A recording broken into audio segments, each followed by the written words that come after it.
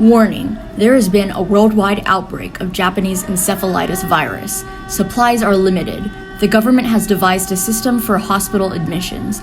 Affected individuals must play a game of Jeopardy and earn a score of at least 3,000 points in order to receive treatment.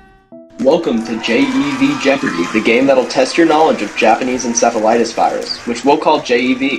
The categories include origins and history, symptoms and spread, mutations, fun facts, and prevention.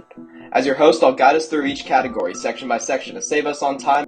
Alright, let's start the game with the first category. Symptoms and spread for 100. How does JEV affect the body? I know Japanese encephalitis infects the brain, which causes it to slowly expand, and most symptoms are pretty mild, like fevers and headaches, and kids could have some gastrointestinal pain and vomiting.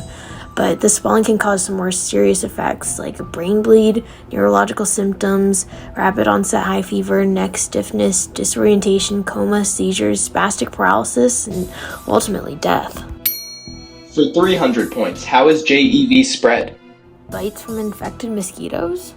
For 500 points, who is at the highest risk of contracting JEV? Well, I know it's mostly kids, because most adults in affected countries develop immunity after being infected during childhood. However, anyone can be affected, especially those in unvaccinated areas.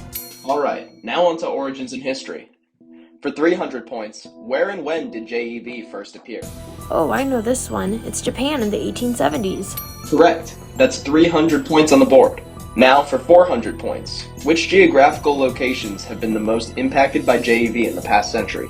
Globally, Southeast Asia, Western Pacific, and Australia. In 2019, Japanese encephalitis spread from India to Bangladesh and then to China, in that order.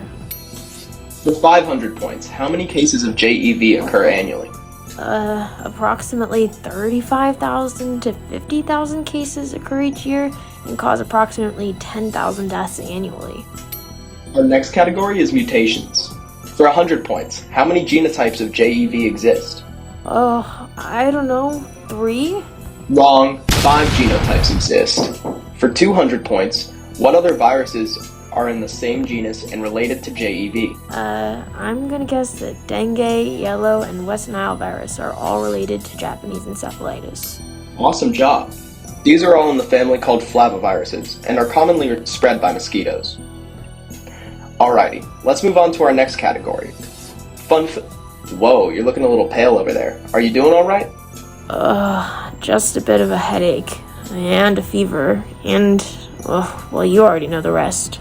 Well, let's make this quick then. For fun facts for 400, how long is the incubation period of JEV? Oh, that one's easy. 4 to 14 days. You got it. Okay, let's move on to our final category of the evening, prevention. Name 4 ways that scientists have deduced are best to protect yourself from JEV infection for 300 points. Well, one would be using mosquito repellent, and another would be wearing long sleeves and trousers to avoid bites. Third way would be to remove stagnant water from around the home. And finally, get vaccinated if you live or work in high-risk areas. For 400 points, what are the 4 vaccines that prevent JEV? A mouse brain-derived inactivated vaccine, and 3 cell culture-derived vaccines. Cell culture-derived live attenuated, cell culture-derived killed inactivated, and cell culture-derived live attenuated chimeric. And now for our final question of the evening. For 500 points, how effective is the JEV vaccine at preventing infection in adults? Well, according to a study I read done in Assam, India, the Japanese encephalitis vaccine that was administered to adults provided protection for 6 years. Congratulations, you've earned 4,000 points, which means that you've earned yourself a hospital bed. Unfortunately, there are no known treatments for JEV. However, hospital care can help to treat your symptoms and reduce your fever. Make sure to spread the word and get those around you vaccinated for JEV.